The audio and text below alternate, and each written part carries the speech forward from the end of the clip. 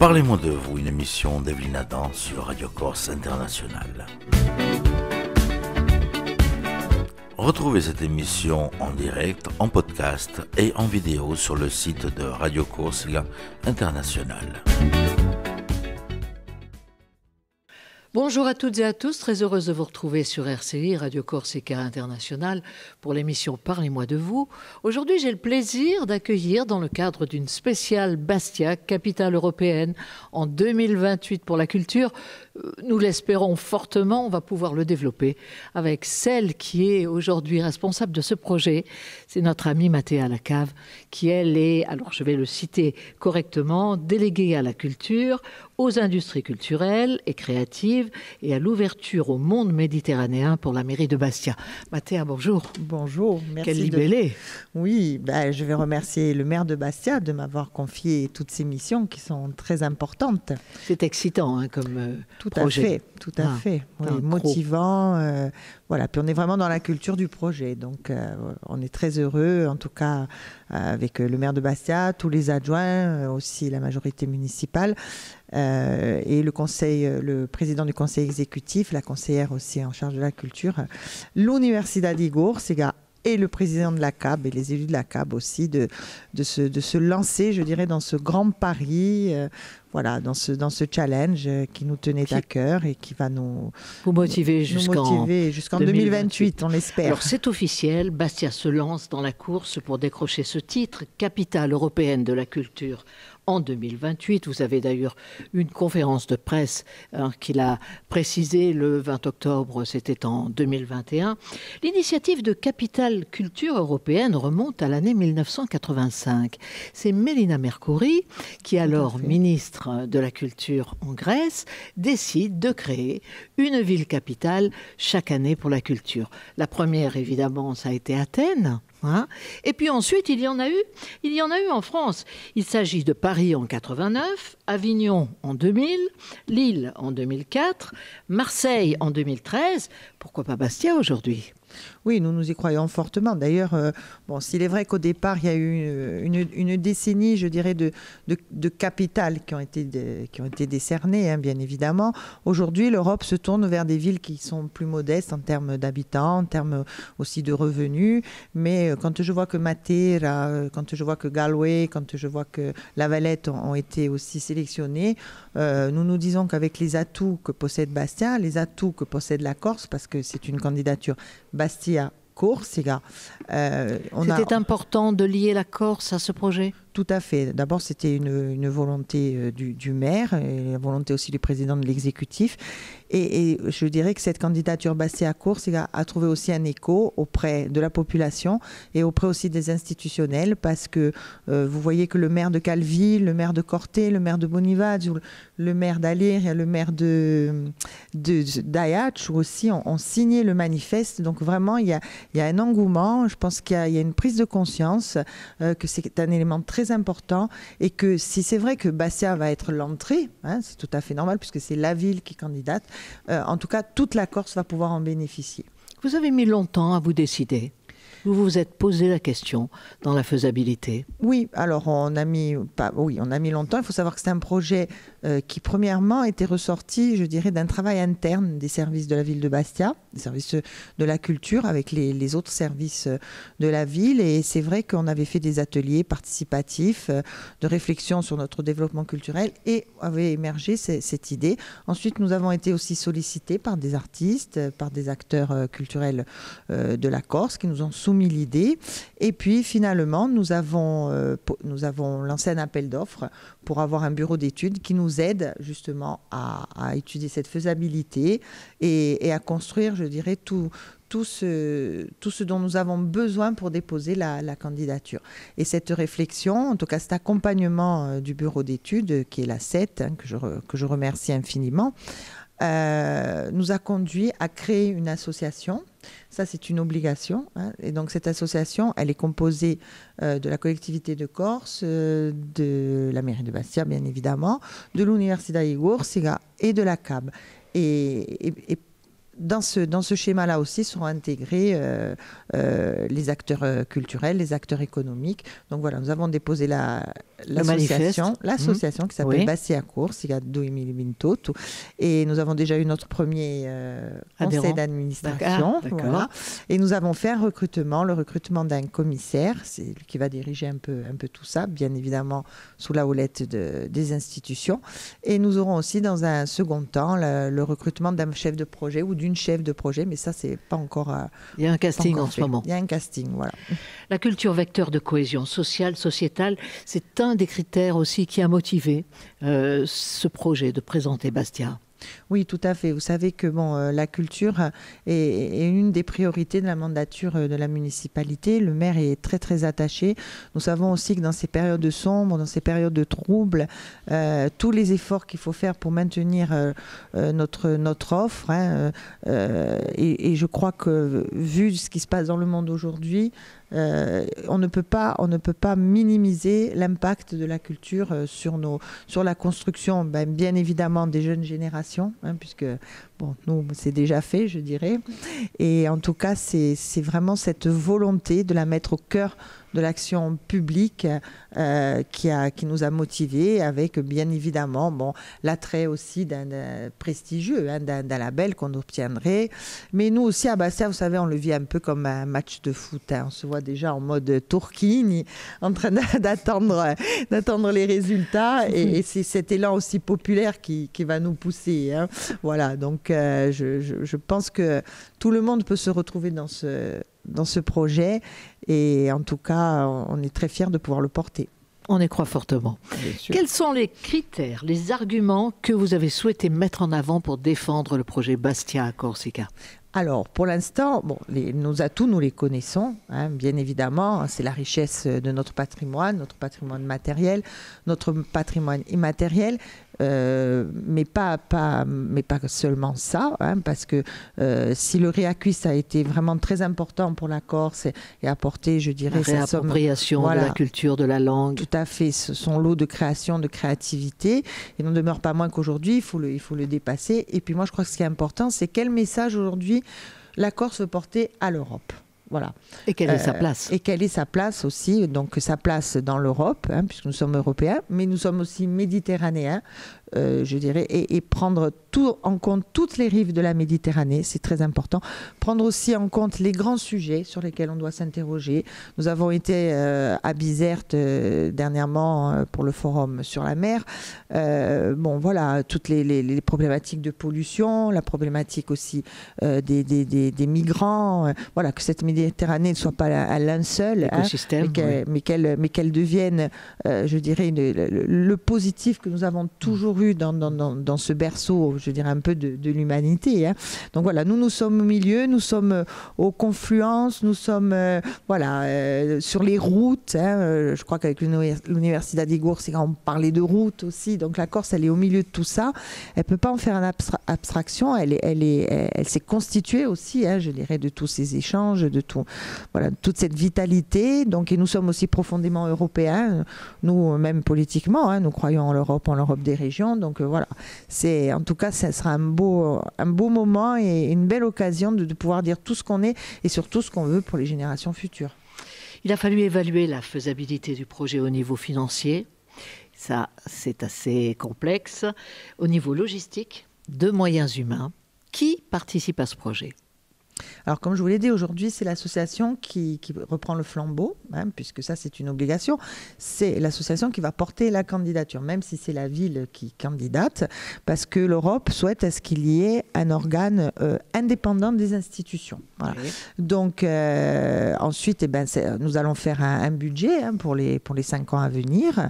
C'est un budget qui sera aussi bien en fonctionnement qu'en investissement. Donc, les investissements, pour vous dire, sur la ville de Bastia, en tout cas, nous avons choisi la rénovation plutôt que la construction de nouveaux établissements. Il n'y aura pas de nouveaux établissements. Je ne pense pas, à moins que peut-être un projet aussi émerge d'ici là, mais nous, en tout cas, nous préférons rénover parce qu'il y a tellement déjà de choses à faire. Il y a le théâtre de Bastia, le couvent. 27 millions. Ensuite, avec la collectivité de Corse, le couvent Saint-François. Nous avons aussi au Palazzo Garaf, nous avons Sant'Angelo. Voilà, nous avons donc de quoi faire sur la ville. Mais si dans cette perspective, d'autres villes ou d'autres régions de Corse ont des projets plus structurants de construction, je pense qu'on pourra aussi les faire entrer dans le programme. En tout cas, en fonctionnement, ensuite, c'est la créativité. Hein. C'est une fois. Alors, nous avons avec la CET et nous avons programmé des ateliers justement pour réfléchir sur le concept. Et bien évidemment, quand ce travail sera accompli, que nous aurons un concept avec des thématiques, nous allons demander à nos artistes corses, nos artistes insulaires et aussi peut-être à d'autres artistes de s'interroger par rapport à ces thématiques et de créer à partir de ce message que nous voulons donner à l'Europe. Oui, parce qu'une ville capitale européenne, ça prend quelle forme durant une année ? Alors, bien évidemment, voilà, il y a ce qu'on appelle l'année titre, hein, c'est-à-dire 2028, où il faut soit une explosion, je dirais, des projets qui ont été retenus par l'association, qui a vocation aussi à s'agrandir, parce que vous savez que c'est en 2 étapes. Donc, il y a une première présélection 2023, et puis une autre, fin 2022, et puis la sélection européenne en 2023. Donc, il faut y aller progressivement. Il y a cette année titre qui doit être l'année phare, hein, évidemment, festival, manifestation, de toutes... Oui, voilà. Toutes les catégories, tous les secteurs sont concernés en ce qui concerne la culture. Fait. Mais nous concevons, je dirais, cette programmation de façon progressive, c'est-à-dire que nous souhaitons que entre 2022, alors je dis 2022 entre parenthèses parce que bon, on connaît la situation sanitaire, mais entre 2022 et 2028, il y ait un crescendo. C'est-à-dire que ça ne sera pas un one-shot, ce ne sera pas tout pour l'année 2028, rien avant et rien après, puisque nous considérons aussi que il faut aussi travailler sur l'après 2028 et pas faire comme certaines villes qui ont un peu, je dirais, loupé leur après année titre, où c'est retombé un peu en... Voilà. Il y a des dotations quand on est capitale européenne, et pas des moindres. On va déjà parler du prix Mélina Mercouri. C'est 1,5 million d'euros.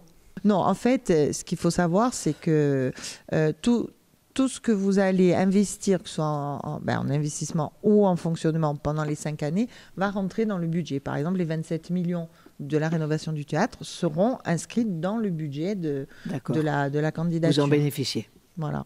Mais c'est nous qui les payons. Faire rayonner la Corse en plus de Bastia, c'est apporter quel supplément à la Corse ?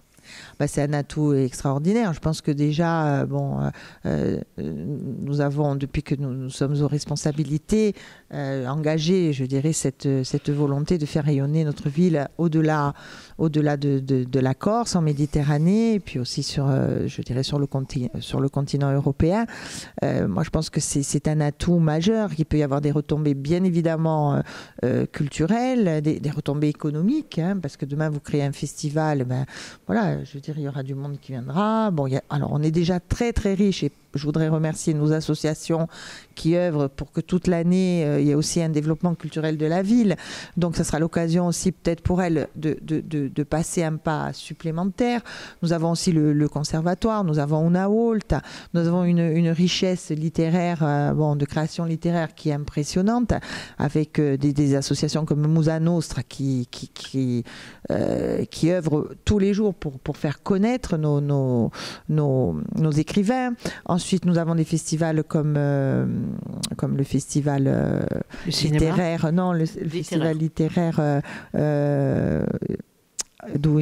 ma non lo so più. Libri Mondi, voilà, una volta Dui Mondi, mais c'était son nom précédemment, qui aussi ont une implantation internationale et font venir à Bastia des auteurs. Nos festivals italiens du film italien, le festival Artemare, le festival Les Rencontres Méditerranéennes. Donc voilà, nous avons beaucoup d'atouts, une richesse de créativité théâtrale, musicale. Moi, je suis persuadée que voilà, aussi au niveau des arts plastiques, on va réussir à mettre tout ce monde autour d'une table et à faire en sorte qu'ils se saisissent des concepts que nous allons déterminer tous ensemble et qui est vraiment une explosion de créativité autour de ça. C'est un jury d'experts internationaux qui décide au bout du compte. Ça se passe comment? Quel est le calendrier? Alors, le calendrier est un petit peu modifié, là, à cause du Covid. Donc, il y aura une présélection fin 2022 au niveau du ministère. Donc, le ministère de la Culture de France vient de publier un appel à candidature qui est très structuré. Hein, donc, voilà. Donc, il faut y répondre avant le 1er décembre 2022. Ensuite, le ministère se réunira. Il y a une dizaine de villes de France qui postulent, qui participent. Il y a Reims, il y a Lens, il y a Clermont-Ferrand, il y a Saint-Denis, il y a une candidature banlieue, il y a Nice, il y a Bourges, il y a Amiens. Donc voilà, une dizaine de villes. Et toujours à dimension moyenne. Hein. Oui, on n'a pas de grosses métropoles. Par Nice, oui. Voilà, par Nice.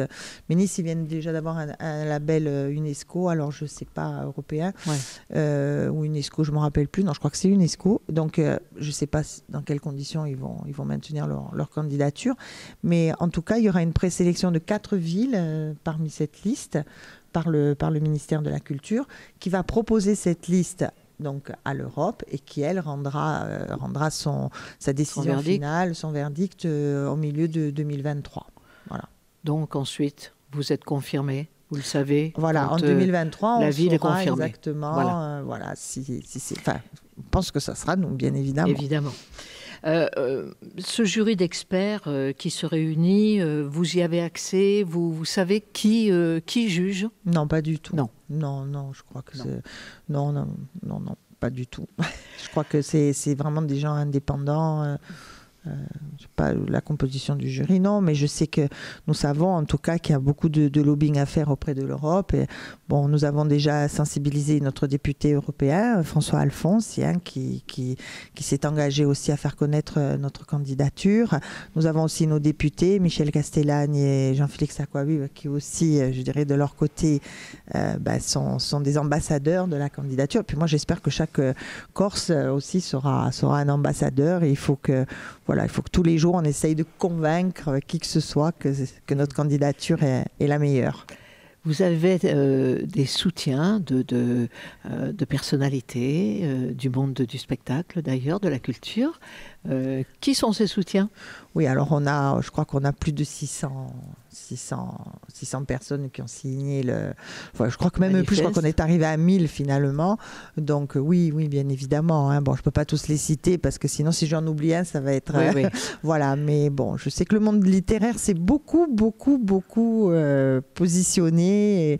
Et bon, je pense par exemple à James Ellroy, qui nous soutient à fond. Et voilà, quand on voit que des personnes comme ça, bien évidemment, tous nos acteurs culturels en Corse. Hein, Plantu vous a adressé. Oui, Plantu. Alors là, c'était la surprise, le joli cadeau du Nouvel An. Voilà. Donc, la BD à Bastia aussi, c'est un festival qui est tellement reconnu et qui est attendu par les auteurs aussi de BD. Et bon, je me rappelle aussi, ça avait été terrible quand il y a eu l'histoire de Charlie. Tout le monde était horrifié, peiné, et tout le monde s'est retrouvé devant Una Volta le soir. Voilà, parce que c'était l'endroit où il fallait rendre hommage à tous ces gens qui venaient tellement volontiers au festival. Et bon, voilà, et vraiment le beau cadeau de Plantu, ça prouve qu'on ne se trompe pas. La ministre Roselyne Bachelot a vu le projet. Oui. Vous en avez discuté avec elle? Oui, elle est venue à Bastia. Monsieur le maire l'a rencontrée. J'étais également présente avec la conseillère exécutive à la culture du conseil exécutif. Donc oui, elle a échangé avec nous, elle a estimé que c'était une candidature cohérente, qui avait tout à fait sa place. Mais bon, elle a un devoir de neutralité. Par contre, elle s'est engagée et les derniers décrets, en tout cas avec la parution de l'appel à projet en témoigne, c'est-à-dire qu'elle va mettre en place aussi une démarche d'accompagnement des villes pour pas nous laisser, je dirais, un peu tout seuls face à nous-mêmes pour arriver à présenter cette candidature. Voilà, nous ne sommes pas seuls. Vous êtes sereine par rapport à 2028, Mathéa? Tout à fait, parce que si j'étais pas sereine, je ne serais pas là aujourd'hui. Donc depuis l'âge de 14 ans que je milite pour mes idées. Donc voilà, il faut du temps, mais il faut de la persévérance. Et je crois qu'il faut beaucoup d'humilité aussi, mais il faut se battre. C'est un combat, je vous le dis. Moi, je pense qu'on va... Vous êtes une combattante. Ah oui, tout à fait. Bastia est une ville combattante. Bastia est une ville combattante, ça c'est sûr. Une ville gagnante. Une ville gagnante. Et puis on y fait bon vivre. Je crois qu'aujourd'hui, bon, tous les paramètres, tout ce que nous avons mis en place font qu'il y a de l'attractivité, les gens s'y sentent bien. Et surtout, ils vous disent aussi qu'ils choisissent de vivre à Bastia parce qu'il y a une activité culturelle, qu'elle soit institutionnelle ou qu'elle soit associative. Donc c'est pour ça aussi que je remercie beaucoup toutes nos associations qui œuvrent, comme je remercie évidemment, parce que si je ne le fais pas, je crois que je ne pourrais pas me regarder en face, la direction des affaires culturelles de Bastia. Je remercie beaucoup Delphine Ramos pour son investissement. Je remercie beaucoup aussi Charlotte Guidoni, qui est la chef de cabinet du maire, qui s'est vraiment lancée dans ce projet avec nous à fond. La direction de la communication, Thomas Antoinette, et puis toute l'équipe de la DAC, Jocelyne Cast, Frédéric Balbino, Héloïse Casanova, Julie Lours, Attention, vous risquez d'en oublier. Laurence de Solier, et tous les techniciens, du théâtre qui sont exceptionnels. Oui, qui œuvrent dans l'ombre. Alors, il faut que vous sachiez qu'il y a un livre qui existe au théâtre où tout le monde peut écrire un petit mot. C'est une merveille, voilà. Pour remercier les techniciens du théâtre, franchement. C'est très important, voilà, vous avez raison. C'est très important, et quand on voit ce qui est écrit, on n'a pas peur. Vous les associez au projet? Nous les associons au projet, bien évidemment. Alors, peut-être pas de suite. En tout cas, je les ai beaucoup associés. Nous les avons beaucoup associés à la rénovation du théâtre parce que je sais que c'est compliqué si on consulte pas ceux qui y vivent au jour le jour. Voilà, je pense que dans un premier temps, il faut vraiment qu'ils soient associés à cette rénovation pour qu'ils se sentent chez eux. Ils le sont déjà. Mais vous savez, des fois, on ne pense pas. Il y a des toutes petites choses auxquelles on ne pense pas quand on refait même un appartement. Hein. C'est très important d'avoir leur avis, parce qu'une fois que les choses sont faites, c'est compliqué. J'ai vu les soucis que nous avons eus pour l'Albor, parce que justement, ils n'avaient pas été consultés dans ce projet. Voilà. Nous, notre souhait, c'est qu'ils soient entendus par les archis qui auront qui sont en charge de refaire le théâtre. Et parce qu'une fois que c'est fait, et une fois que c'est construit, après c'est compliqué de revenir dessus. Et il n'y a qu'eux qui peuvent dire comment améliorer leur quotidien, comment peut-être ne pas oublier certaines choses pour pas avoir à défaire ce qu'on aura fait. En tout cas, ils font partie prenante de l'équipe de la DAC, et on compte beaucoup sur eux, et ils savent qu'ils peuvent compter sur nous. La finalité pour le théâtre de Bastia, les travaux? Alors 2023, normalement le début. On espère l'ouverture 2026. Vous savez déjà qui fera l'ouverture? Non, pas encore. Non, non. Et tiens, je vais peut-être avoir une petite info là. Non, ça on n'y a pas pensé, pas encore. Non, je pense qu'on a quand même 3 ans, on va réfléchir. Oui, l'Albor ici va prendre un petit peu plus de place pendant ce temps-là. Tout à fait. Avec une programmation encore plus enrichie. Bien sûr. Nous avons le théâtre Santan, Julie aussi, qui est géré par Frédéric Antomar, qui aussi mettra tout en œuvre pour que cette salle soit mise à disposition pour de petites formes. Et puis nous allons aller aussi sur le hors-les-murs, parce que je crois que en tout cas c'est la tendance. Aujourd'hui on s'aperçoit même, Covid ou pas Covid, c'est vrai que les établissements culturels sont un petit peu en perte de fréquentation, et que ce qu'on appelle le hors les murs séduit beaucoup plus le public, et ça nous permet aussi d'aller vers des publics qu'on dit très éloignés. Donc voilà, nous allons aussi faire du hors les murs un peu plus que d'habitude. Bon, je fais confiance en tout cas à l'équipe de la direction des affaires culturelles, parce que je sais qu'elles vont trouver plein de choses extraordinaires à faire. Quand on est spectateur, auditeur, et que l'on vous entend parler du projet Bastia Corsica 2028, et que évidemment on est motivé, comment vous aider? Qu'est-ce que peut faire le Bastiais, l'Ajaxien, le Corse qui nous écoute là?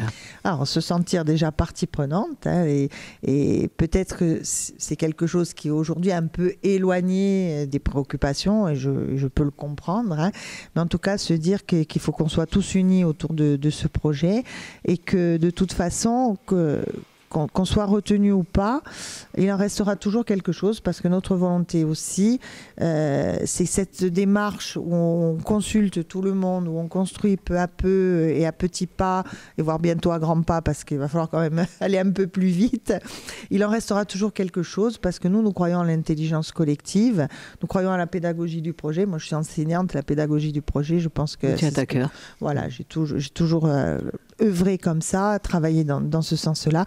Donc que chaque personne se sente partie prenante et aille convaincre l'autre en disant non mais c'est un super projet, tu vas voir, pour la Corse, voilà, pour l'avenir, pour nos enfants surtout pour nos enfants. Pour les générations à venir. Il y a un site internet. On vous retrouve sur les réseaux sociaux également. bastiacorsica2028.eu. C'est l'Europe. On vous retrouve sur Facebook, Instagram. Branché le projet. Ah, toujours branché.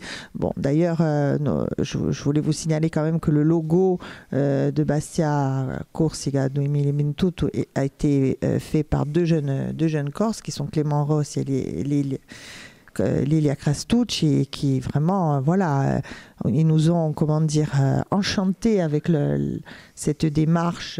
Voilà, il est derrière nous. Donc, je ne vais pas me lancer dans une grande explication, mais en tout cas, la réflexion, c'était de dire la Méditerranée. Les paysages de Corse sont toujours en landscape. Évidemment, on a de super paysages, donc ils sont toujours en format, on va dire, horizontal. Paysage, ouais. Mais quand on est dans Bastia, c'est vrai qu'on a une espèce de verticalité qui nous pousse à regarder, voilà, parce que c'est une ruelle entre deux immeubles qui débouche souvent sur la mer. C'est une porte, c'est une fenêtre que l'on ouvre comme ça. Un édifice en hauteur. Et donc là, vous retrouvez la fenêtre, vous retrouvez la ruelle, voilà, tout ce qui fait cette verticalité. La meurtrière aussi. Voilà, la meurtrière, la verticalité bastiaise. Et puis, voilà, dans sa modernité. Alors, on peut y voir la Corse aussi, hein, puisque, voilà. Donc, en tout cas, moi, je les remercie énormément parce que ça paraît simple. Oui, on peut dire, ils ont fait 2 traits, hein, voilà. Mais en tout cas, c'était extrêmement réfléchi, c'est pensé. Et en plus, ça marche, ça fonctionne très bien. Oui. Donc, voilà, merci à eux. Et immédiatement, voilà, on sait que c'est Bastia Corsica 2028. Où en est-on? Quelle est la prochaine étape? La prochaine étape, c'est les recrutements au sein de l'association. Et puis, on va donc, puisqu'on a fait cette première série d'ateliers sur la conception justement des thématiques et du concept, il y aura sûrement une deuxième série d'ateliers si la situation nous le permet. Nous avons promis d'aller aussi dans d'autres villes de Corse pour continuer à construire ce concept jusqu'au mois de mars. Et puis voilà, après c'est le dépôt de la candidature. Qui va nous occuper, je dirais, pendant plus de 9 mois. Bien, une gestation. Voilà, un beau bébé. Avec un beau bébé au bout. C'est ce que nous souhaitons en tous les cas à Bastia 2028. Mathéa, je voudrais vraiment vous remercier d'être venu. Je suppose que le projet va tourner un peu partout en Corse. Vous visitez encore des villes? Tout à fait, oui. Il y a des villes encore que vous souhaitez avoir comme partenaire? Oui, toutes les villes, mais on a Sartène, on a Ajaccio, on a Bonifacio, voilà, on a Portiueccio, on a La Balagne, le Rousse, Calvi, donc voilà. Il vous manque le Fiumorbo quand même, hein? Il nous manque le Fiumorbo, c'est vrai. Il faut qu'on aille venir, un petit peu dans le Fiumorbo. On va faire quelque chose là. Oui. En plus, je sais qu'il y a une activité culturelle aussi associative qui est très soutenue, qui est riche, et je pense pense qu'on va aller les rencontrer, c'est promis. Merci beaucoup, Mathéa Lacave. Merci à vous. Tout le succès que vous méritez. Succès à Bastia, Corsica 2028. Merci.